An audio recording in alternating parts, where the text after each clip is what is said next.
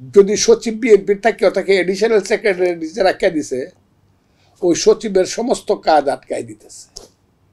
যেখানে একটা সচিব পরিবর্তন করতে হইলে আগে সরকার জামাতের আমিরে জিজ্ঞাসা করে বলে আমি জানি যে একটা সচিব পরিবর্তন করবো কিনা। এগুলো আপনারা জানেন, আমার সাথে ওনার তো জানতে চান।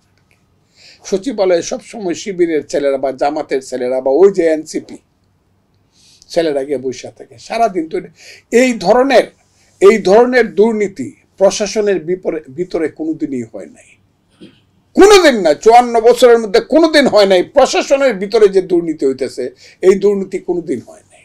যেটা ইউনূস সাহেবের আমলে এই বাচ্চা ছেলেগুলাই করলো এবং জামাতের ছেলেগুলাই করলো, এই দুর্নীতি কোনোদিন হয় নাই। এগুলো সহ্য করার মতো। কোনো ইলেকশন হবে না, এখানে কি হয় আল্লাহ চালাইব। ইউনূস সাহেবের কথা তো আমাদের নেতার সাথে কইছে, বিএনপির নেতার সাথে কইছে, দেখা যাক। কিন্তু নেতা কিন্তু কালকে আবার বলে দিছে যে ইলেকশন হবে কিনা উনিই সন্দিহান।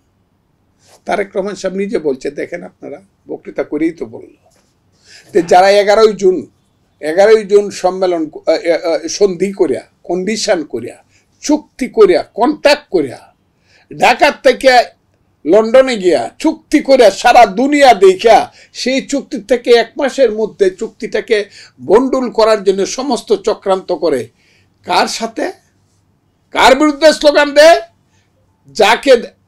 যার সাথে কথা বলার জন্য 15 ঘন্টা বিমানে উড়িয়া ইউনূস সাহেব লন্ডন গেছে, সেই লোকটার বিরুদ্ধে স্লোগান দিতেছে কি লালবাগে হত্যাকাণ্ড হয়ে গেছে। কি ভাই, কই গেছে লালবাগের হত্যাকাণ্ড? ওনার শুনে এরপরে এলো কি গোপালগঞ্জের হত্যাকাণ্ড, গোপালগঞ্জের ঘটনা, এইটাও এখন পিছনে পড়ছে। এখন কি সামনে আসছে? এখন সামনে আসছে শিশু হত্যা।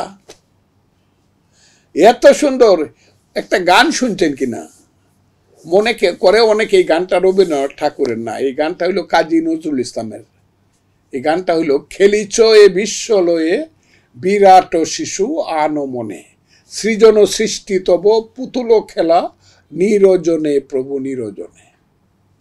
এই যে ইউনূস সাহেব দেখলে আমার মনে হয় খেলিছ এ বিশ্বলয়ে বিরাট শিশু আনো মনে। উনি সারাটা দেশ নিয়ে খেলতেছেন, আমরা হইলাম তার হাতের খেলার পুতুল। দেশ একমাত্র ঠিক হইতে পারে, এই কথাটা আমার শেষ কথা, ইলেকশন একটা সংসদীয় ইলেকশনের মাধ্যমে এই দেশটা ঠিক পথে সবটা হবে তা না। ওই যে আমি বারবার বলি, ট্রেনটা রেল লাইনে উঠবে, তখন সিদ্ধান্ত হবে ট্রেনটা চিটাগাং যাবে না রংপুর যাবে না দিনাজপুরের পার্বতীপুর যাবে না রাজশাহী যাবে। একটা ইলেকশনেই এখনই যদি খালি বলে দেয় কত চক্রান্তকারী এরা, আর আমাদের বিএনপি নেতারা গিয়ে বৈশা থেকেই বলে